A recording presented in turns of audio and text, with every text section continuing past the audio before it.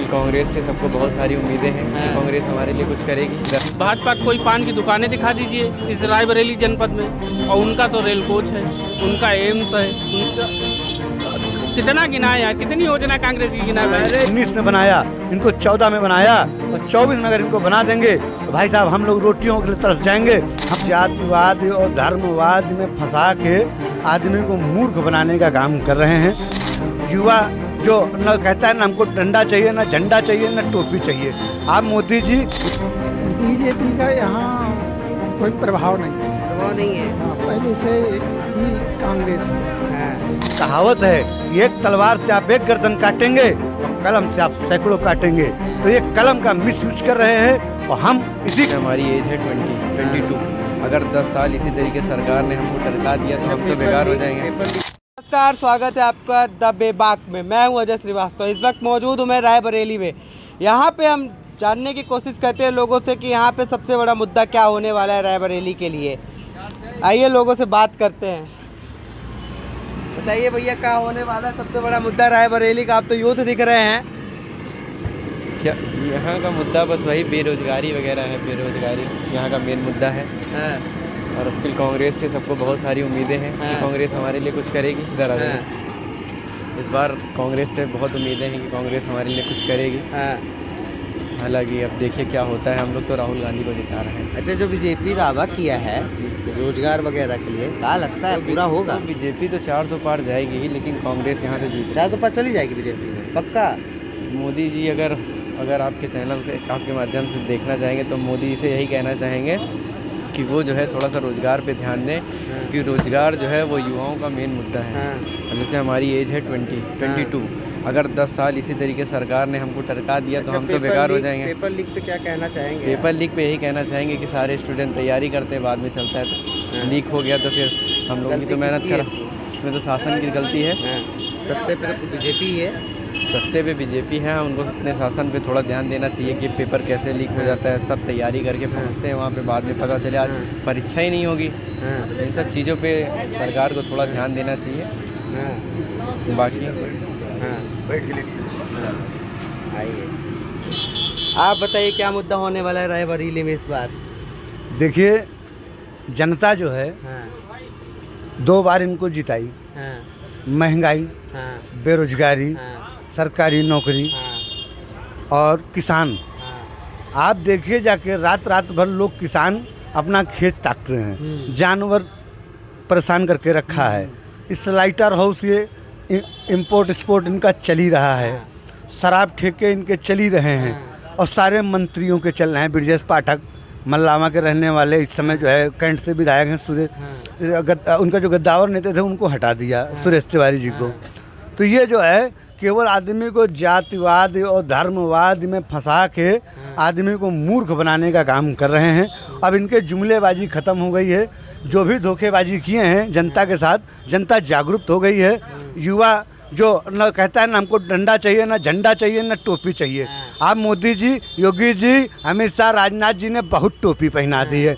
कांग्रेस की 3 रीढ़ थी, जगदम्बिका पाल, सतपाल महाराज, रीता बहुगुणा जोशी। आप देखिए कांग्रेस के रीढ़ थे, इन्होंने साथ छोड़ के उसमें बीजेपी को ज्वाइन कर लिया। इनके पास, बीजेपी वालों के पास पता नहीं कौन सी ऐसी मशीन है कि सबको क्लीन करके अपने आप में उसको शामिल कर लेते हैं। आप अमित शाह को ले लीजिए, उनका बेटा देखिए किस लायक है। हाँ, किसी लायक नहीं है, लेकिन उसको क्या से क्या बना दिए। राजनाथ सिंह का बेटा देखिए, कोरोना में उस कोरोना हो गया था, उसका बेटा सही हो गया, लेकिन हमारे बेटे मर गए। तो ये जनता को जो है गुमराह करने का काम कर रहे हैं। जनता मेरे भाई जागरूक हो गई है। कहावत है कि एक तलवार से आप एक गर्दन काटेंगे और कलम से आप सैकड़ों काटेंगे। तो ये कलम का मिस यूज कर रहे हैं और हम इसी कलम की ताकत को आगे ले जाएंगे। जनता की आवाज़, जनता का साथ। और ये जो मोदी जी ने कहा था सबका साथ सबका विकास, सब झूठ था, सब छलावा था। हिंदू मुसलमान एक दूसरे के सहयोग के लिए बना है, एक दूसरे की मदद करने के लिए बना है। आज हम त्यौहार नहीं मना पाते, आज हम मुसलमान भाइयों के यहाँ ईद में सेवइयाँ नहीं खा पाते, वो हमारे यहाँ होली में रंग नहीं खेल पाते।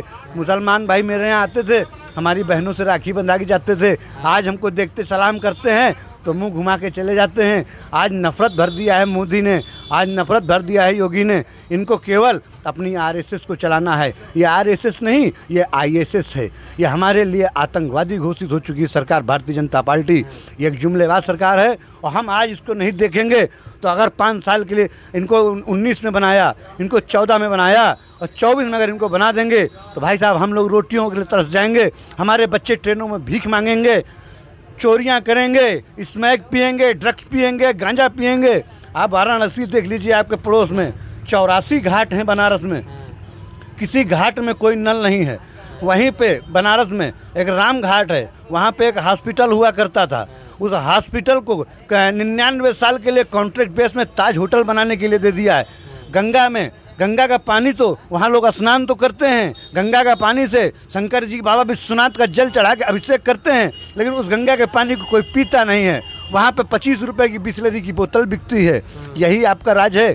साधु सन्यासियों का होना चाहिए। अयोध्या में आपने राम मंदिर बनाया, आपने वहाँ VIP पहले घुसाया, VIP घुसाया, उसके बाद में 3rd क्लास, 1st क्लास। ये क्या कर रहे हो मोदी जी? उधर संत लोग का ज़रूरत था, इधर तुम्हारा ये बीट, मुर्गा, biryani, film star, super star, ये सबसे चंदा लेने का काम कर रहे हैं, जनता को खोखला करने का काम कर रहे हैं। और जनता जागरूक हो गई है मेरे भाई। और यहाँ रायबरेली विधानसभा से राहुल गांधी को ना प्रचार करने की ज़रूरत है, ना बैनर की ज़रूरत है, ना होर्डिंग की ज़रूरत है। बहन, बेटी, माँ, किसान सब राहुल गांधी के साथ एकदम मुंह बंद करके कहेगा बेटा जाओ, ये मेरा आशीर्वाद है। और राहुल गांधी यहाँ से विजयी भव हो रहे हैं। और रही बात अमेठी की, तो अमेठी में स्मृति ईरानी जी सिलेंडर 400 का लेके कहती थी हाय महंगाई, हाय हाय महंगाई, हाय। कहाँ चली गई तुम्हारी महंगाई है? तो बहन जी से मैं कहना चाहता हूँ, स्मृति ईरानी जी से, सब कुछ करो पर जनता के साथ खिलवाड़ मत करो। हमने तुम्हें चुना था इसलिए कि आप कुछ काम करेंगे, कुछ विकास करेंगी।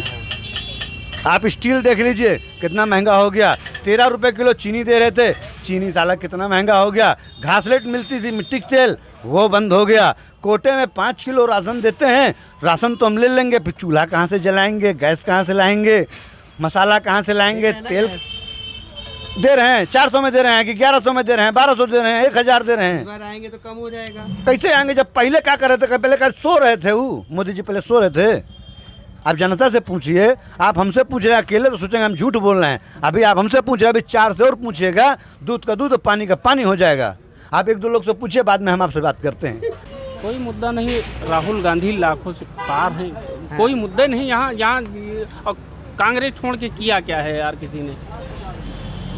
कांग्रेस छोड़ के किसी दूसरी पार्टी ने किया क्या है? भाजपा कोई पान की दुकानें दिखा दीजिए इस रायबरेली जनपद में, और उनका तो रेल कोच है, उनका एम्स है, उनका कितना गिना है यार, कितनी योजना कांग्रेस की गिना भाई। अरे यहाँ रायबरेली का एम्स योगी जी उठा के गोरखपुर लेके चले गए। क्या हमारे यहाँ पब्लिक नहीं है? क्या हमारे यहाँ गरीब लाचार नहीं है? खाली आपके गोरखपुर में हैं? तो ये जनता को भ्रमित कर रहे हैं। जनता जागरूक है, किसान रो रहा है। किसान, अब मोदी जी कहे थे कि हवाई चप्पल पहनने वाला जहाज में बैठेगा। आप देखिए, मैं हवाई चप्पल पहन के ट्रेन में बैठने के लायक नहीं रह गया हूँ, क्योंकि जब मन ही नहीं है। आप सारी चीज़ें इन्होंने कॉन्ट्रैक्ट बेस में उठा दिया है। रेलवे कॉन्ट्रैक्ट में, परिवहन कॉन्ट्रैक्ट में, एयरपोर्ट कॉन्ट्रैक्ट में, सारी चीज़ें कॉन्ट्रैक्ट में कर दिया। अगर हम टिकट लेते हैं रेलवे का तो वापस नहीं होगा। परिवहन का टिकट इतना महंगा हो गया कि हम 2 बच्चे लेके जाते हैं तो कंडक्टर हम लोग को कोई सहूलियत नहीं देता है, बदतमीजी भी करता है, रास्ते में उतार देता है, क्योंकि उसी की सुनी जा रही अंधा कानून। यहाँ पे पुलिस प्रशासन भी हम लोग की कोई मदद नहीं करती है, क्योंकि जो वही भाजपा वाले कहेंगे वही पुलिस प्रशासन भी करती है। तो इसी तरह आप ये भाई साहब हमारे आए हुए हैं। बताइए क्या मुद्दा होने वाला है इस बार चुनाव के लिए? भाई हाँ तो वादे किए हैं, यहाँ तो समर्पित है जनता पहले से। किसके लिए समर्पित है? राहुल जी के लिए, कांग्रेस के बीजेपी लिए। के जो वादे बीजेपी इतने बड़े दावे कर रहा है, उसका क्या? बीजेपी का यहाँ कोई प्रभाव नहीं, प्रभाव नहीं है। हाँ, पहले से ही कांग्रेस है। हाँ। और जिस समय मनमोहन की सरकार थी तो राष्ट्रीय ग्रामीण रोजगार गारंटी योजना जो आई थी, उससे बहुत विकास हुआ। जो चक्रोड थे गांव के गांव एक दूसरे से जुड़े हुए, उसमें वाहन नहीं निकल पाते थे, अटक जाते थे वाहन। और सामान लाने में, चारा लाने में, हाँ अनाज लाने में परेशानी होती थी। हाँ लेकिन जब से ये मनरेगा किसान चला, हैं? विकास खंडों में अधिकारीगण प्रशंसा करते हैं कि विकास हुआ है। हाँ हर चक्रोट, हाँ ऐसे शहर में हाँ एक सड़क से दूसरी सड़क, दूसरी से तीसरी निकल जाते हैं। ऐसे गांव में मनरेगा में विकास हुआ है, कहीं पे अवरुद्धता नहीं।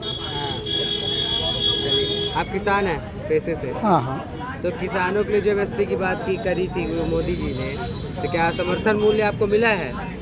वो जिस समय मनमोहन सिंह जी की सरकार थी, हाँ और सोनिया जी राष्ट्रीय अध्यक्ष थी, हाँ उस समय शिवाला 2900 रुपये बिका था। हाँ ये हमने बेचा था, हाँ ये हमें जानकारी है। हाँ तब से हाँ 10 वर्षें हाँ मोदी जी की सरकार को, हाँ तब से अब तक हाँ उस रेट में नहीं बिका। अब 10 साल के अंतराल में कितनी महंगाई हाँ के हिसाब से आंकड़ा लगाया जाए तो वो 2900 के रेट में जो बिका अब कितने रेट में बिकता।